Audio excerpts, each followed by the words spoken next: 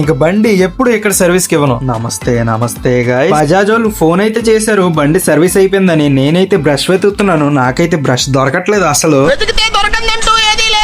సరే అని మళ్ళీ నేను స్టార్ట్ చేశాను, బ్రష్ అయితే వెతుకుతున్నాను. ఫైనల్లీ బ్రష్ అయితే దొరికేసింది నాకు. లేట్ అయిపోతుందని బ్రషింగ్ అండ్ బాతింగ్ అయితే చేస్తాను జెట్ స్పీడ్ లో. నెక్స్ట్ వాక్ చేస్తూ అలాగైతే బస్ స్టాప్ దగ్గరికి అయితే వెళ్ళిపోతున్నాను నేను. మన స్టీల్ ప్లాంట్ రోడ్లు ఖాళీగా ఉంటాయి, లిఫ్ట్ అడుగుదామంటే ఒక్కడు కనిపించడు. లిఫ్ట్ అయితే దొరకలేదు. మన కాల్ సహాయంతో మనం అయితే బస్ స్టాప్ దగ్గరికి వచ్చాం. బస్సు కావాలన్నప్పుడు ఒక్క బస్సు ఉండదు. మీ కష్టం పగవాడికి కూడా రాకూడదు గురుగారు.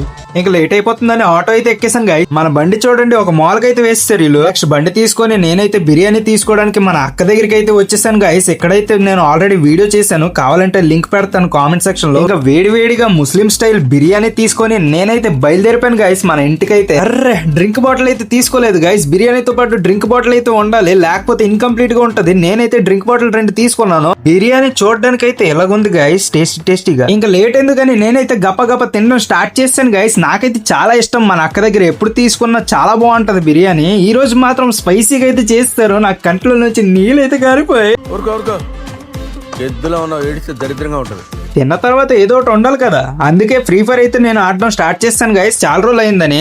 ఓకే, ఇంట్లో కూర్చొని బోర్ కొట్టింది గైస్. సో కాసేపు రన్నింగ్ కొడదామని నేనైతే గ్రౌండ్కి వచ్చాను.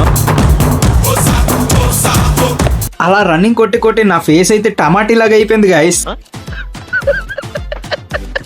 ఇంకా ఆకలేస్తుందని డిన్నర్ కి అయితే నేను బిర్యానీ తెచ్చుకున్నాను గైస్. తినేసి అయితే పడుకుని పోయాను. Thank you for watching. Bye guys.